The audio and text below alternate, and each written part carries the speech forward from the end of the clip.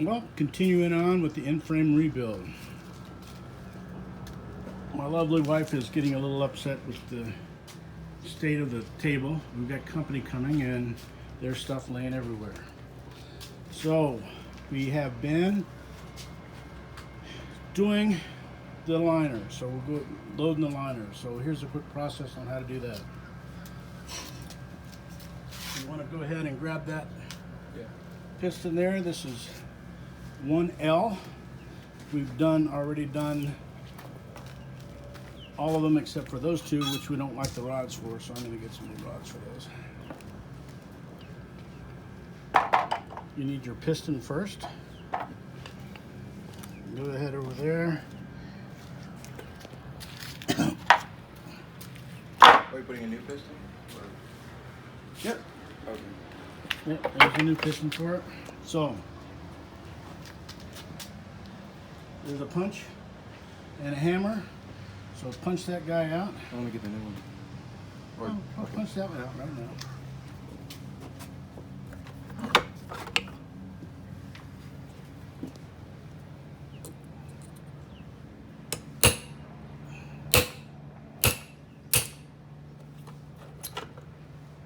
Twist it out. Just stick it in there and pop. A little bit more leverage. There you go. Yeah, I had a better chisel. Can't find it right now.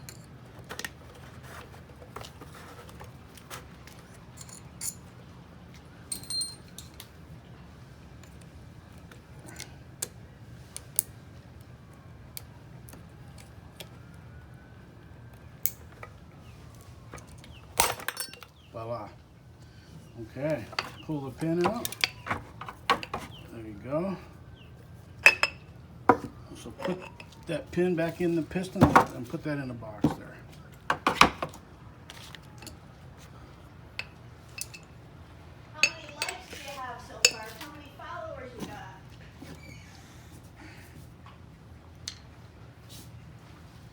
Okay. Okay, so, I mean, these are new pistons. They're relatively good, but I have gone over them and made sure that there's no high spots and that they're even. Now, on the same thing, we'll show you when we get the liner up here that we'll check the liner, but that's the one thing. And we have had problems on one of them, and that's why, well, we'll get into that in a second. So right now, we're gonna go ahead and put the pin through it and seal that up.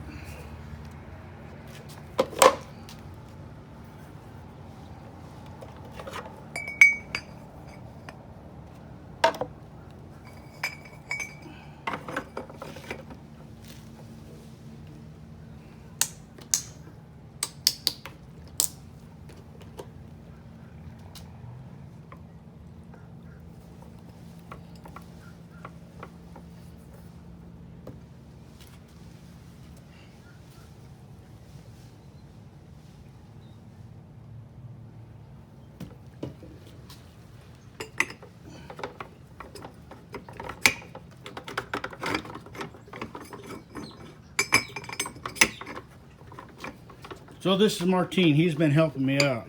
He's been doing a lot of the heavy lifting and the greasier stuff.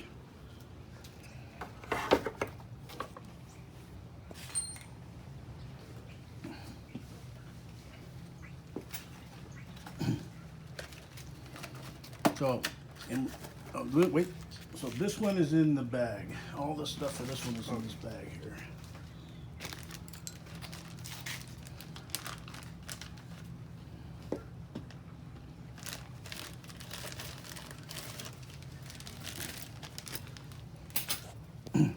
So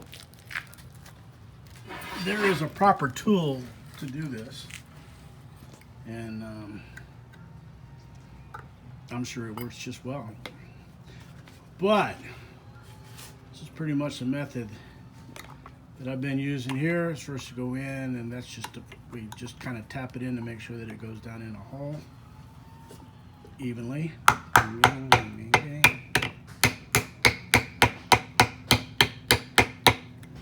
Okay, and now the magic golf ball.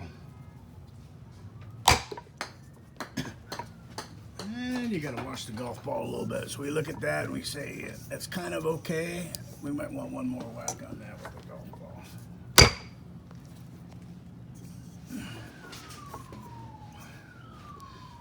Okay, here, you hold it for a second. And give me the golf ball and the hammer. I don't mind smashing my fingers. All right, I like that a little bit better. See? And if you look closely, you'll be able to see the divots in there. Titleist works best, but we're doing okay with a Wilson. Believe that? Now the other thing to do is check it. So this is a brake bleed kit, pump, whatever. You can get that on there. You can buy these guys if you look around for them, and they're the fittings to go out to go over here. What you want to do is you want to test this, and I give it a couple of pumps, and we take a look, and we hold it on there, and we go, okay, so now we got a good seal. If that doesn't have a good seal, they say that the oil coming out of there will get out and slobber down the side of your cylinders, and you'll blow a little bit of smoke. So we're happy with that. We'll flip over to the other side.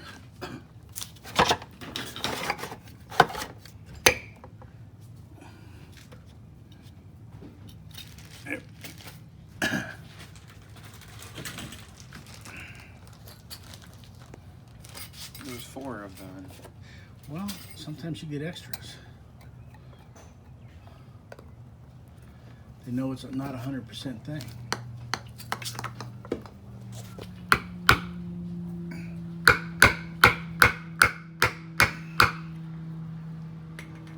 Okay, now one good hard whack in the center, that's what you need. Ooh, I kind of like that one. See, we got some little divot marks in there. It's up on the side. Okay, see what you see.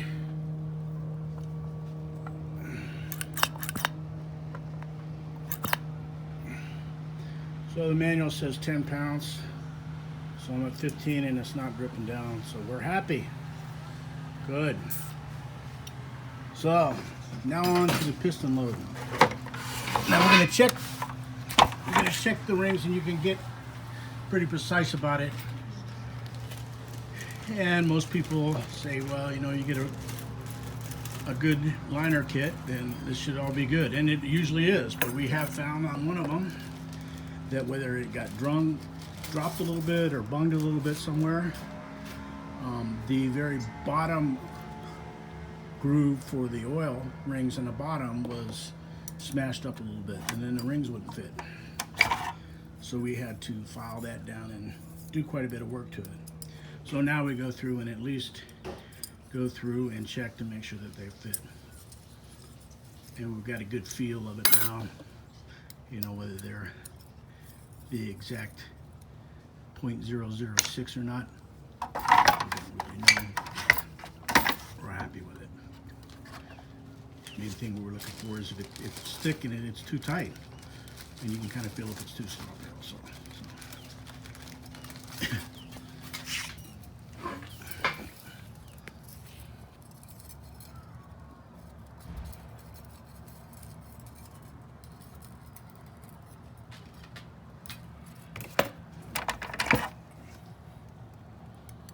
So this kit here is a FP liner kit.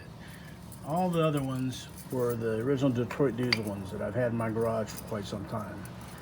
After about 15 years and the Florida sun, they did take quite a bit to clean up some rust and clean up. So this FP one's relatively new, but it seems to be the same. The spring looks like a little bit of a different design, which is good because those springs are a pain in the butt.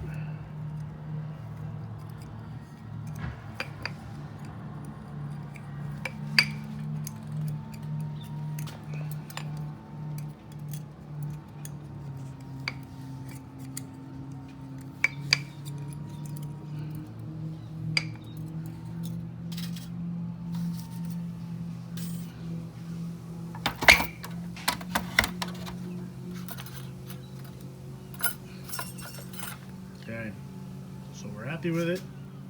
I'm gonna go ahead and load it.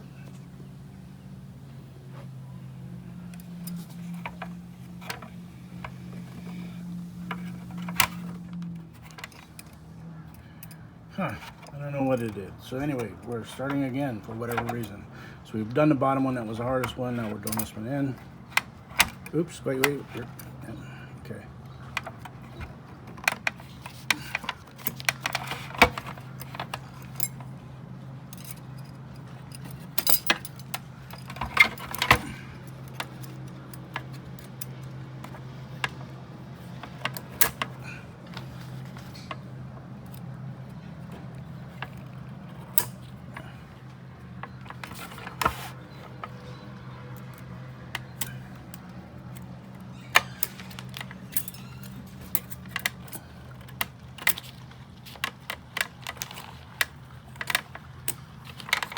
Okay, do that, and then put them in there a little bit more randomly. Orientation around there. They'll do what they do.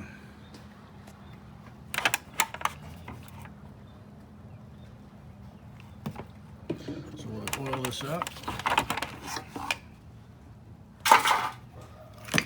Okay, now get that marker and check. Show them how we checked the liner to make sure that they were round. Oh. That brown box there. So the rumor is that if these things are stored on their side, the liner's going to become oval over time. So this gauge here is an oldie but a trusty one. You put that in. And you'll go out and find the high spot. We've got this set up with the same thing I did the piston with, and it's set up for the 3.875. Okay, so when we go out here, now we turn it around, spin it around, and basically you'll find it to go to 0. Right, and you rock it back and forth until it gets to the high spot and it says 0. Are you doing that? Yeah. Okay, now turn it 90 degrees. I was having trouble getting to 0. Oh. And turn it 90 degrees.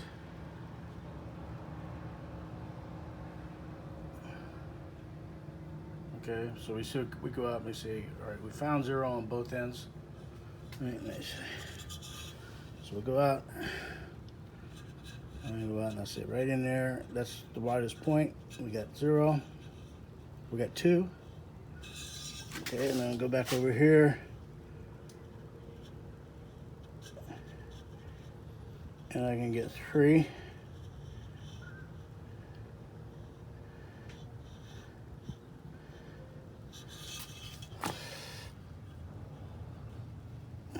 So this liner is just a little bit wider than the other ones, but the tolerance is 2000, so we're in good shape.